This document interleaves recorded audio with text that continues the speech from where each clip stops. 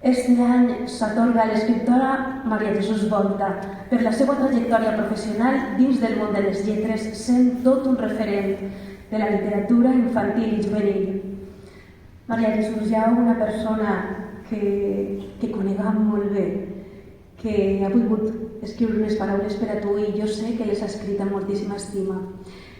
Així que vaig a presentar-te-les tal qual ell les ha escrit. Paraules de Josep Maria Fluixà a Maria Jesús Volta, una mirada enamorada i sarcàstica de la realitat. Si fos una crònica de societat, començaria el meu discurs amb una afirmació ben clara.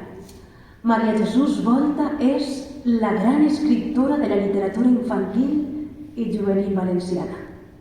Hi ha sense cap dubte una elegància innata al seu rostre, una serenitat en els seus gestos, una amabilitat discreta en els seus actes i un saber intel·ligent en les seues paraules i en els seus escrits que, d'alguna manera, s'adequen a aquesta imatge de respectabilitat i admiració que ens provoquen les persones que, sense fer negar, reconeixem especials per la qualitat de la seva feina i per la coherència de la seva trajectòria professional.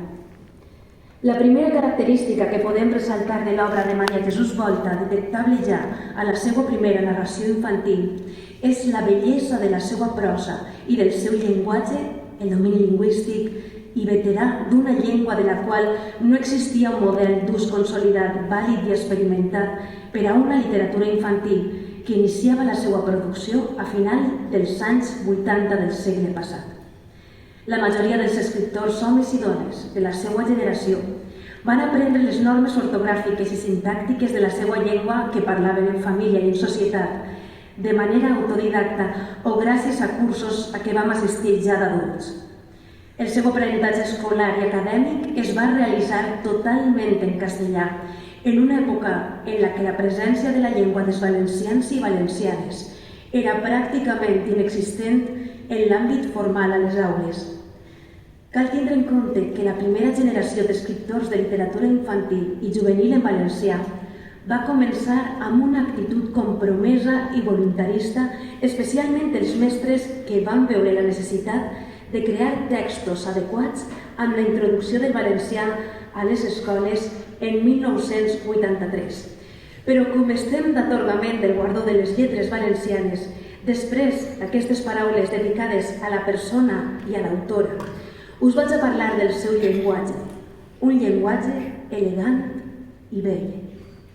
Maria Jesús Volta ens sorprèn des de la seva primera aparició amb una obra escrita amb un llenguatge elegant i adequat a la història que ens narra. Independentment de les trames, els inicis i els desenllaços, els amants de la bona literatura, adults o no, ens sentirem atrets per la cadència de les frases i la bellesa de la composició. La llegim amb plaer, paraula a paraula. En definitiva, ens captiva amb la riquesa de la llengua literària sempre culta i útil a les seues necessitats narratives. El seu registre lingüístic es manté en un nivell estàndard ric, variat i allunyat de col·loquialismes. En aquest sentit, queda totalment justificada la definició inicial de Maria Jesús Volta com l'escriptora de les lletres valencianes per la seva qualitat i per la seva llarga trajectòria literària. Un domini, el de la paraula i el del compàs de les frases narratives que, sens dubte, aconseguiria gràcies a un gran esforç personal, ja que malgrat haver nascut a Meliana, un poble proper a València, en poc més d'unes setmanes es va traslladar a França, portada per la seva família, que es va establir a prop de París. Allí va passar la seva infància i la seva adolescència, tornant només per vacances al poble dels seus orígens, fins que per fi va tornar a València per cursar estudis universitaris i es va graduar en Filologia Romànica. D'aquest periple biogràfic es dedueix clarament que l'aprenentatge normatiu de la llengua materna va ser com el de la resta dels seus companys de generació, al marge del sistema educatiu francès en el seu cas. Tot i això, Maria Jesús Volta, en el seu pas per la Universitat de València, donada també l'elecció dels seus estudis, es trobaria amb un ambient cultural reivindicatiu a favor de l'ús de la llengua distintiva dels valencians i valencianes. Van ser aquells uns anys, els de la transició democràtica, en què, sens dubte, Maria Jesús Volta es relacionà amb professors i companys que despertarien i consolidarien una consciència valencianista que la portaria a estudiar la seva llengua materna i, posteriorment, a exercir com a professora de llengua i literatura valenciana. La seva carrera literària naix en conseqüència amb una base teòrica sòlida que ens fa més comprensible l'elegància i el domini lingüístic característic de la seva escriptura, apreciable ja a la primera narració infantil publicada El sol sense sol. Pot ser per aquesta maduresa literària i també perquè en la seva producció ha prevalgut la qualitat a la quantitat. Algunes de les obres de Maria Jesús Volta han estat reeditades en diferents editorials i romanen moltes, vives i accessibles als lectors. Com a exemple podem citar la darrera de les seues obres reeditades, La lluna m'ha parlat de tu, una novel·la juvenil publicada per Camacuc l'any 1992 i recuperada per Bromera l'any 2021, la lectura de la qual encara és atractiva i actual, malgrat el temps transcorregut des de la seva escriptura inicial. El que ens porta a destacar una altra de les característiques generals de tota la seva obra literària, la perdurabilitat. En definitiva, Maria Jesús ha sabut equilibrar la qualitat amb la quantitat, mantenint una producció literària sòlida, coherent i carregada de bellesa. Per tot això, estem convençuts que el seu llegat ens seguirà inspirant, fent-nos somiar i donant força a la nostra llengua. Gràcies, Maria Jesús, per tot el que ens has donat. Que la teua obra continuï viva i continuï inspirant moltes generacions més.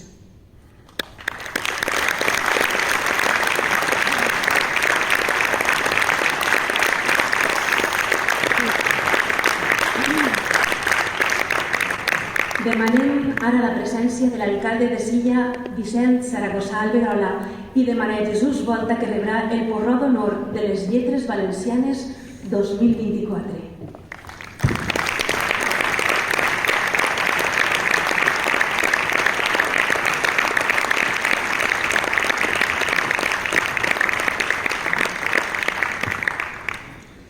Autoritats, amics, amigues, bona nit. En primer lloc, vull agrair a l'Ajuntament de Silla la concessió del Porrot d'enguany, per a mi un premi literari fonamental amb una gran història darrere, farcit de noms il·lustres que sempre he reverenciat. Enhorabona per continuar duent endavant des de fa dècades aquest projecte meravellós que ens enoblix i posa el nom de Silla al costat de la nostra literatura. Soc jo qui vos aplaudeix de tot cor i qui vos dona les gràcies per aquest autèntic honor. També vull donar l'enhorabona als altres guardonats i a les persones que esteu avui ací acompanyant-nos en un moment tan especial. Ho confesse, preparar el discurs aquesta nit ha sigut una de les proves més exigents de la meva vida literària. La felicitat i la tristesa, a parts iguals, m'han paralitzat constantment l'escriptura i la meva ment ha estat dies sense concebre com fer esclatar aquesta bombolla d'alegria que heu tingut a bé atorgar-me enmig de tant de dolor. Rebre el Porrot de Silla, un dels premis literaris més admirats de la literatura en la nostra llengua, rebre'l en unes circumstàncies tan tràgiques, m'ha situat a la vora d'un penya-segat que m'aboca alhora al desesper i a l'orgull ben entès. Per a mi és una distinció colossal continuar la llista de noms que un dia de fa molts anys va encetar el poeta per excel·lència, l'escriptor que va untar el poble valencià de poesia, el gran Vicent Andrés Estelles. Un autor que enguany hem celebrat, llegit i recitat més que mai, a pesar de l'intent d'alguns d'ignorar-lo i de silenciar-lo. Però, malauradament, el premi del 2024 anirà sempre associat a una de les situacions més extremes que ha patit el nostre país. Des del passat 29 d'octubre, com bé ha comentat Aitana, vivim una tragèdia i no parem de preguntar-nos com ha pogut ser? Qui i què hi van faltar a aquella vesprada? Hi va faltar molta gent, això ja ningú no en té dubte. I sobretot hi va faltar molta responsabilitat. Perquè sabem que la unió fa la força, estem convençuts que més prompte que tard eixirà la llum qui va esborrar, com canta l'admirat Andreu Valor, les històries que ja no s'escriuran i els somnis que ja no es tindran. Però en memòria de qui hem perdut en aquell infern cal que continuem endavant. Carregats de foscor, també de les milers de llums d'esperança que han esclatat alhora. Em refereix a les colles de joves que des del primer instant es van fer càrrec d'allò que corresponia als gestos absents. Salvar el veïnat, escortar-ne els crits de desesper, abraçar-lo i en acabant doblegar el llum al llarg de dies i de dies. Una joventut que ens ha enamorat enmig de la desgràcia i que ha demostrat que hem de continuar educant en aquest sentit, perquè ara més que mai anhelem una generació actual i futura responsable, empàtica i generosa a més no poder, ben lluny de qui pretén dirigir-los cap a senders inhumans. Per això hem de tornar a la cultura, als llibres, a les biblioteques, a les llibreries. En primer lloc, per cultivar la imaginació i la fantasia, salvaguarda en ocasions del dia a dia. Per conèixer el veritall infinit d'éssers humans que habiten la Terra i respectar-los.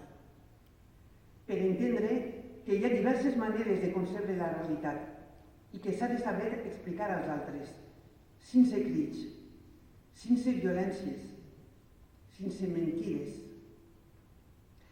Perquè amb tota aquesta educació acolorida i rica ens assegurarem una ciutadania de ment oberta, de cor empàtic i d'esperit elevat.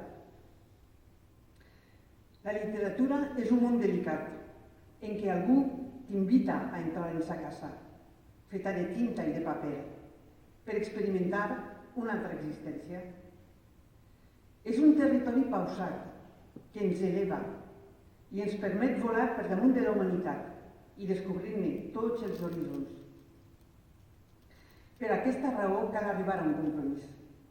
La societat i les autoritats que la representen han de visibilitzar els tresors de paraules que artistes valencians creen sense descans, en honor d'una població formada, és a dir, qualificada, desintoxicada i participativa.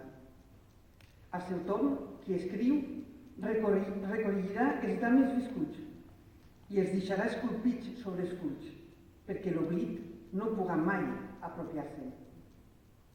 Així, i només així, recuperarem la nostra cultura, que és com dir la nostra dignitat de poble valencià. Amb tot l'amor i l'admiració serena, dedique aquest guardó a les víctimes de la Dana i als seus familiars, als autors i a les autores que modelen amb saviesa la nostra llengua i en treuen relats rics i inoblidables, i a les persones de totes les edats i condicions que busquen en la nostra literatura vides i somnis que de vegades ens costa albirar en la quotidianitat dels nostres paisatges. Per a tots ells, el meu cor i el meu porró de sia. Moltes gràcies.